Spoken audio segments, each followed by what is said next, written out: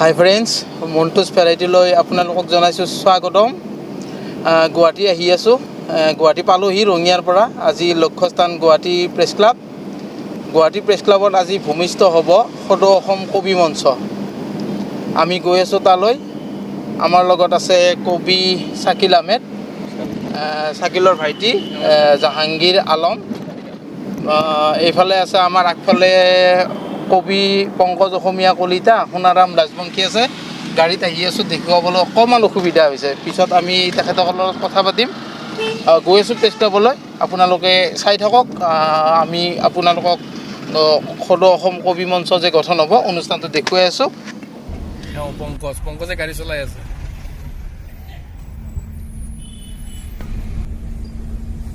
হয়, সোণাৰাম ৰাজবংশী।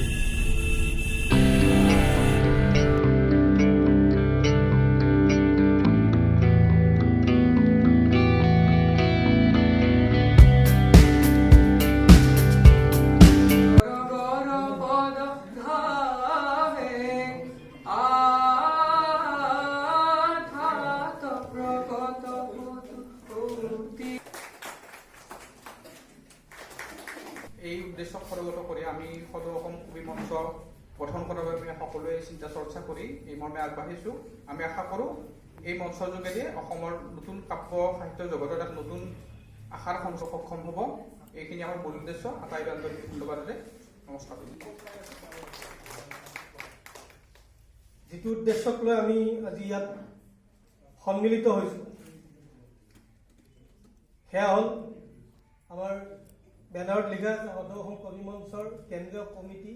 মোৰ শব্দটো ভুল হৈছিল বাৰু, তাৰ বাবে মই আকৌ এবাৰ ক্ষমা বিচাৰিছোঁ। সমিতি লিখিব লাগিছিলে।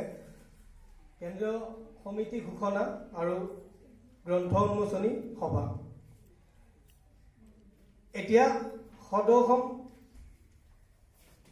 কবি মঞ্চৰ কেন্দ্ৰীয় কমিটি ঘোষণা কৰা হ'ব।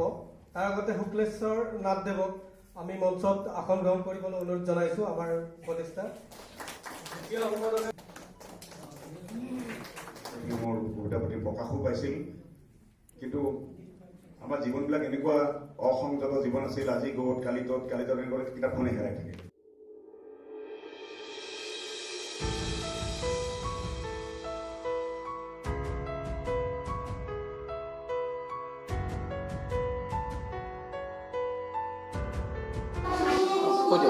আজি আমাৰ যিটো গুৱাহাটী প্ৰেছ ক্লাবত যি সদৌ অসম কবি মঞ্চৰ যি গঠন হ'ল, এই গঠন প্ৰক্ৰিয়াৰ মূল উদ্দেশ্য হ'ল কি, আমাৰ যি নতুনকৈ উঠি অহা কবিসকল, নৱপ্ৰজন্মৰ কবিসকল, তেওঁলোকক এটি মানে সুশিক্ষা দিয়াৰ আমাৰ চিন্তা। তেওঁলোকক আমি সুশিক্ষাৰে শিক্ষিত কৰিব লাগিব। এনেই কবিতাত লিখিলে নহ'ব। কবিতাৰ ভিতৰতনো কি আছে আচলতে? কবিতাই আচলতে সমাজক কেনেকৈ প্ৰভাৱ পেলায়, দেশখনক কেনেকৈ আগুৱাই নিব পাৰি, তেনেকুৱা ধৰণৰ আমি শিক্ষা দিয়াৰ কথাটো ভাবিছোঁ। তাৰ কাৰণে যদি আমি বিশেষজ্ঞৰ সহায় লৈ পেলাই ল'বও লগা হয়, তেতিয়াহ'লে আমি বিশেষজ্ঞৰো সহায় ল'ম।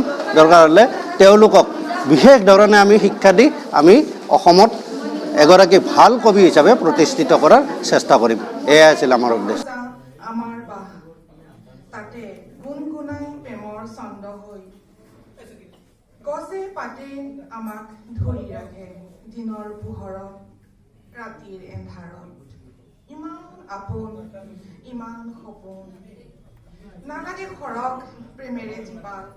আমাৰ আপোন মৰত তুমি ফটোত তুলি অনা গানটো মোক দিয়া। কাৰণ আজি 2021 চনৰ আজি 3 তাৰিখ জানুৱাৰী মাহৰ, আৰু এই 3 তাৰিখটো আজি সদৌ অসম কবি মঞ্চৰ কাৰণে এক বৰ্ণিল দিন। আৰু আজি আনুষ্ঠানিকভাৱে কেন্দ্ৰীয় সমিতিখন ঘোষণা হৈ গ'ল। আৰু কেন্দ্ৰীয় সমিতি ঘোষণা হোৱাৰ লগে লগে আচলতে আমাৰ যি সদৌ অসম কবি মঞ্চ, সদৌ অসম কবি মঞ্চৰ বেনাৰত আজি এখন কাব্য সংকলন আচলতে আমি উন্মোচন কৰা হ'ল। আজি অসমৰ জনপ্ৰিয় কণ্ঠশিল্পী কবি সদানন্দ গগৈদেৱে আচলতে উন্মোচন কৰালে, যিখন সদৌ অসম কবি মঞ্চৰ নিজাববীয়াকৈ মানে যিখন কিতাপ আমি লৈছিলোঁ, সেইখন আজি উন্মোচন হৈ গ'ল। ইয়াৰ সমান্তৰালভাৱে অন্য তিনিখন গ্ৰন্থ আমাৰ উন্মোচন হৈছে। চাবলৈ গ'লে আজিৰ দিনটো এক সদৌ অসম কবি মঞ্চৰ কাৰণে এক ঐতিহাসিক দিন। এইকাৰণে ঐতিহাসিক দিন মই ইতিমধ্যে উল্লেখ কৰিছোঁৱে যে কমিটি গঠনৰ লগে লগে 4খনকৈ গ্ৰন্থ উন্মোচন হৈছে। আমাৰ সভাপতি ডাঙৰীয়াই ইতিমধ্যে কৈছে যে নৱপ্ৰজন্মক আমি আগবঢ়াই নিয়াৰ প্ৰচেষ্টা হাতত ৰাখিছোঁ। অকল আমি কবিতা বা আমি কবিতাৰ ক্ষেত্ৰত সাহিত্য চৰ্চা আমি কৰি থাকিলে নহ'ব, নৱপ্ৰজন্মক আমি আগবঢ়াই নিব লাগিব। আৰু কবিতা কেনেকৈ হয় তেখেতে কৈছে, আচলতে কবিতা কঠিন যদিও খুব সহজ। আমি কেনেকৈ কথা ক'ব লাগিব, ছন্দবদ্ধ কথা বা ৰসময় বাক্য এটা আমি কেনেকৈ কৰিম। ৰসময় বাক্য মানেতো কবিতা, কবিতাটো ইমান জটিলতা একো নাই। য'ত মানে ৰস থাকে, সেই ৰসখিনি য'ত নিহিত হৈ থাকে সেইটো কবিতা। গতিকে সেই কবিতাখিনিক আমি ৰাইজৰ মাজলৈ লৈ যাম, গ্ৰাম্যাঞ্চললৈ লৈ যাম, সেনেকুৱা এটা মানে চিন্তা চৰ্চা কৰি আজি সদৌ অসম কবি মঞ্চ গঠন হৈছে।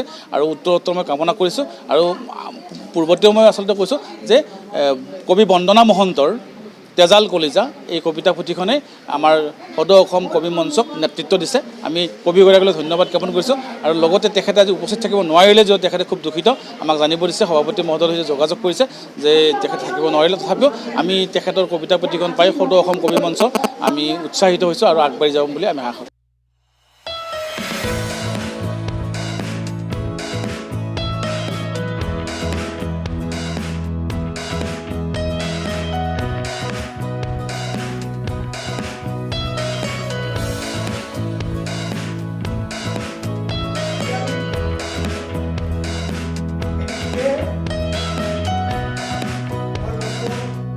গতিকে